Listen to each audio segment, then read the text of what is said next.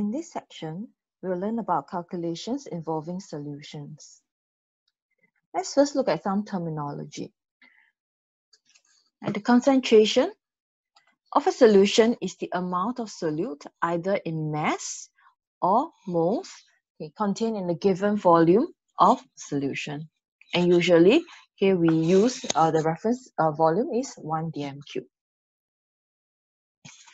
So for mass concentration, is in gram per dm³, and what we do to determine this, or what it represents, is the mass of solute per volume of solution. We also often encounter molar concentration, and that will be in mole per dm³, and that refers to the number of moles of solute per volume of solution. In this case, for both cases, the volume we are referring to is 1 dm³. Sometimes we're also required to convert between mass concentration and molar concentration. To do so, to find mass concentration, given the molar concentration, we simply take molar concentration multiplied by molar mass of the substance.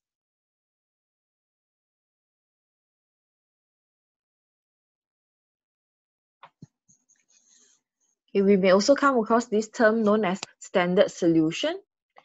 Standard solution is one that contains a known amount of solute, a known mass, a known number of moles in a given volume of the solution. In other words, we will know the concentration of this standard solution. How it's usually prepared is in what we call a volumetric flask. So we will dissolve this known amount of solute in some solvent and then transfer in the volumetric flask and make it up with a solvent to a particular mark on the flask to reach that particular volume as stated on the flask. Common volumes include 100 cm3, 200 cm3 volumetric flask. So that will be the volume of solution that we can make. Let's look at how these concentrations can be calculated via the following examples. So example 1,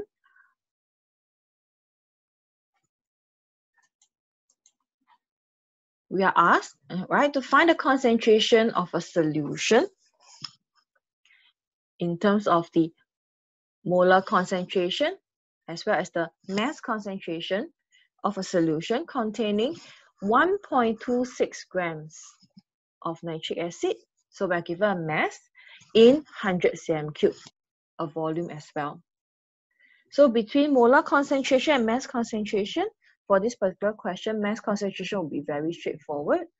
All we need to do is to take the mass we have here, 1.26 grams, is dissolved in 100 cm3 of this water. So all I need to do is to convert this volume into dm³. So 100 cm3 is actually 0.1 dm³.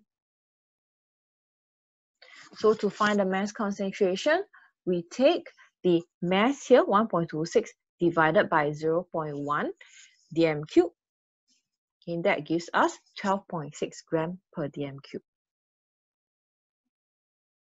To convert this, to find the molar concentration, all we need to do is to take the mass concentration divided by the molar mass. It's just like how we want to find the moles of a substance from the mass. We simply take the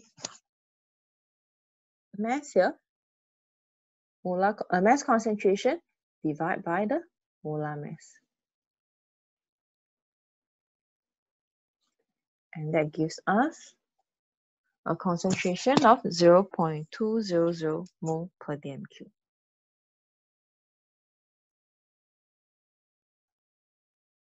In example 2, we are asked to determine concentration in this case in mole per dm³ of 14.3 gram per dm³ of sodium carbonate solution. To solve this is similar to example 1. all we need to do is to take the mass concentration divided by molar mass, and we get 0.135 mole per dm cube. So again, you may want to indicate for yourself that this is the mass concentration. Okay, to convert it to molar concentration, you simply divide it by molar mass.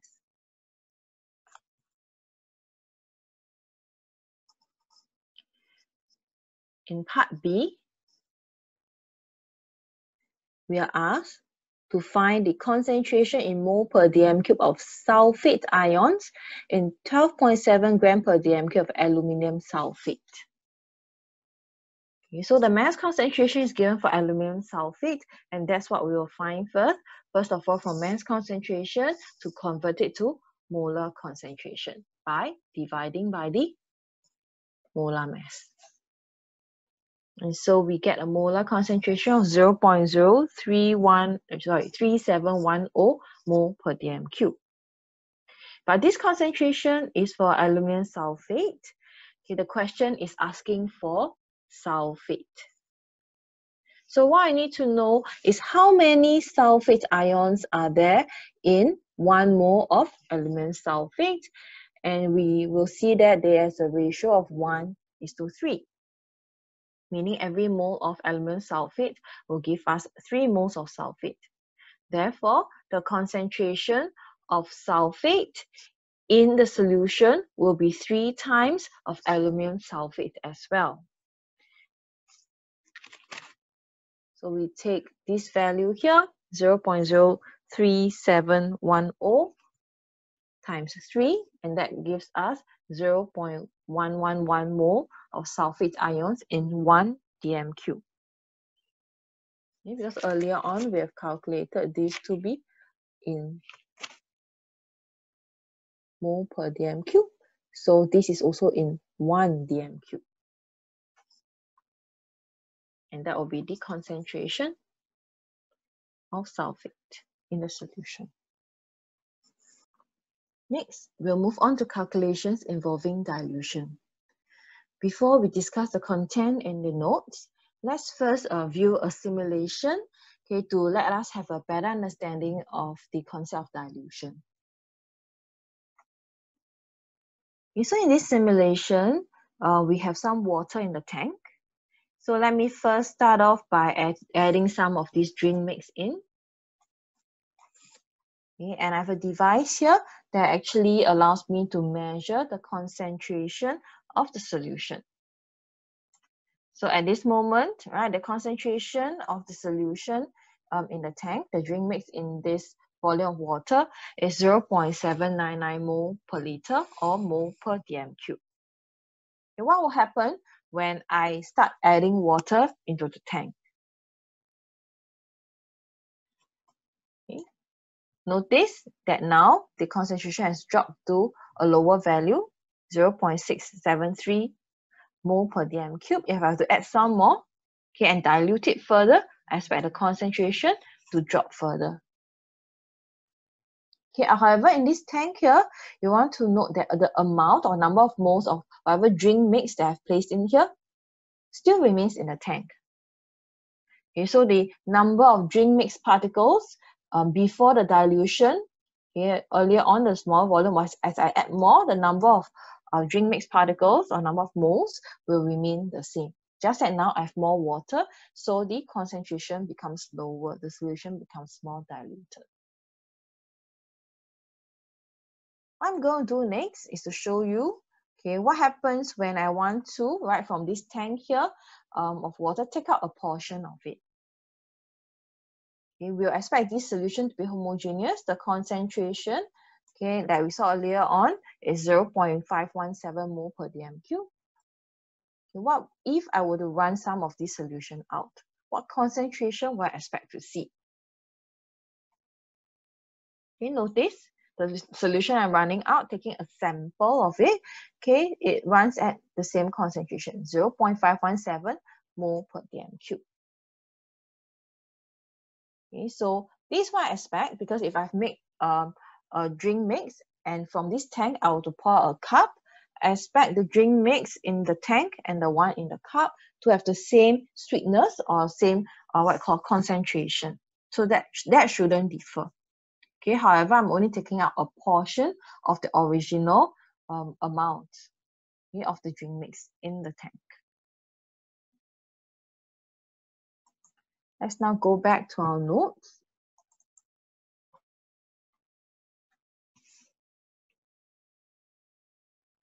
So now when we talk about dilution, it's about the process of adding solvent to a known volume solution so as to lower the concentration. However, we must keep in mind that the amount of solute remains the same after dilution. So the number of moles or the mass of the solute before and after dilution remains the same. So this is the key concept here. Okay, so you must remember that the moles does not change because I have not taken any solute out or added any solute in. So let's consider this example here of the original solution having only 100 cm³ of HCl, and we know that there is X moles of HCl in this 100 cm³. What if I were to add 400 cm³ of water in here? Then we find that even after I've added 400 cm³ of water to make the new volume 500 cm³, the number of moles of HCl still remains as X moles. There's no change because I did not add any additional solute in, nor did I remove any solute. However, if I were to compare concentration by taking the moles, right, taking moles X over volume, 100 cm³, I need to convert to dm³. Then I find that the concentration of HCl in this case is 10x mole per dm³. But when I've diluted it to 500, and that's 0.5 dm³, I find that the concentration is X over 0.5, and I only get 2x moles per dm³. So there is a change in concentration. Yes, it becomes a smaller value or becomes more diluted. And so over here is more about the understanding of the concept of how the concentration may change. Okay, in point 3 is the expression that we'll use quite often when we apply the concept of dilution. Because moles before dilution and moles after dilution should remain the same, we can multiply the concentration of the original solution, okay, by its volume, the original volume. Okay, that should give me a certain number of moles, and that should equal to the concentration of the diluted solution multiplied by the new volume or the diluted volume. Okay, because we expect the moles before dilution and the moles of solute after dilution to be the same. So now let's look at how this concept of dilution can be applied in the next two examples. In the first example, we're asked to determine the concentration in mole per dm³ of the diluted solution as prepared in this diagram here. We start with 0.1 mole per dm³ of solution and only 200 cm³ in terms of volume. After adding water, okay, we have a final volume of 500 cm³. So what's the new concentration? So if we apply C1 V1 equals C2 V2 and make C2 our subject, then we'll find that to find a new concentration, we multiply, okay, C1 V1, which is the initial concentration multiplied by the initial volume in dm³, and then divide by the new volume in dm³ as well. And we get 0.0400 moles per dm³. And that is the concentration of the diluted solution.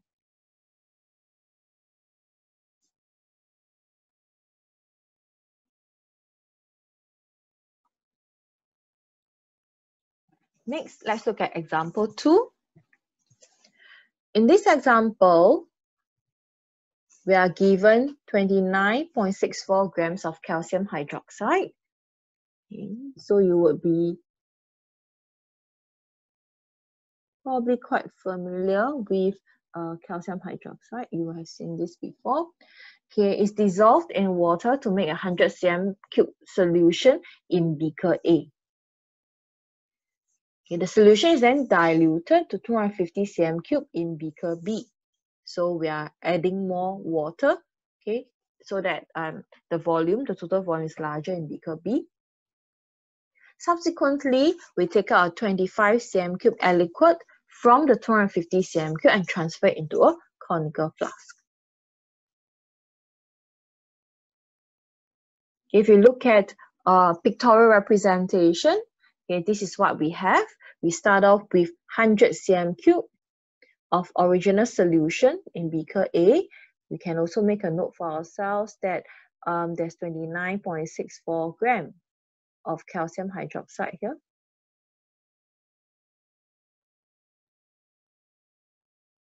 And then to the 100 cm³, we add another 150 cm³ of water to make it 250. Okay. This concept of adding more solvent is dilution. From the diluted solution, we transfer out 25 cm³, taking a portion out only. Okay, this other process is known as scaling or sampling.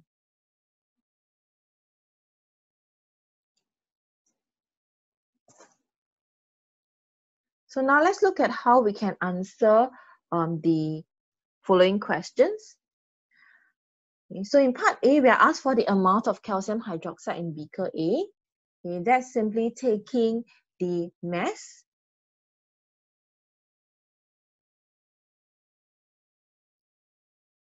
(29.64 grams) divided by the molar mass. That gives us the number of moles and is 0.400 moles. To find the initial concentration of calcium hydroxide in mole per dm³, I've already found the actual number of moles here. Okay, to find the concentration is simply to take the number of moles divided by the volume. So the number of moles is 0.4.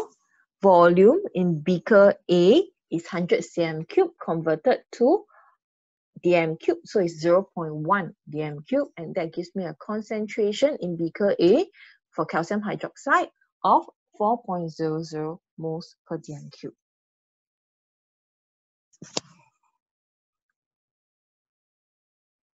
Okay, so you probably want to indicate for yourself that here I need to convert the volume to dm³.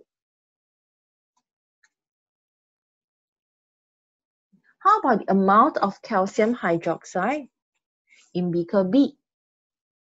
So that brings us to the key idea about dilution, right? Diluting, okay, the solution in beaker A to beaker B. I've already computed that the amount or the number of moles of calcium hydroxide in beaker A is 0.400 moles. So if I'm only adding water here, the amount of calcium hydroxide in 250 shouldn't change. The number of moles should remain the same at 0.400 moles. However, because it's a dilution, in the next part, looking at the new concentration, we expect the new concentration to change. It becomes more diluted, so of course I expect the new concentration to be lower. So applying C1V1 equals C2V2, what I want to find is C2.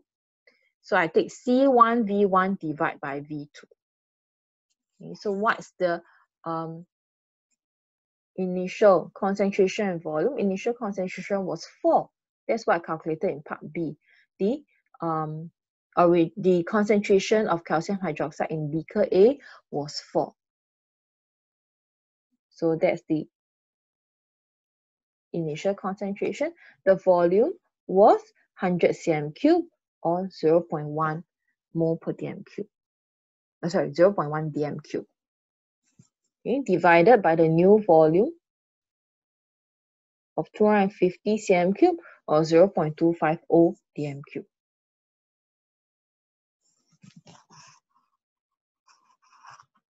And from here, we get a new concentration of 1.60 mole per dm cube. In the last part, part E, we're asked to calculate the amount, which means number of moles of calcium hydroxide transferred into the conical flask. So the volume we transferred out was 25. So let's look back at the diagram here. We had 250 cm cube of solution in beaker B, out of which we only took out 25. That's a 1/10, right? 25 over 250. How much did we have in beaker B initially? It's actually 0.400 moles. So how do we determine the amount in 225 cm cube of the solution? We take the 25 over 250, okay, and multiply by 0.400. And we get 0.0400 moles. Okay, so I'm only taking out 1/10 of the number of moles, okay, of calcium hydroxide that was in beaker B.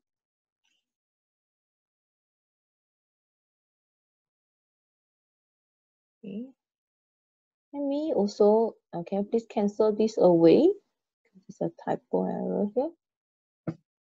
You should be simply taking a fraction of the original number of moles from beaker B.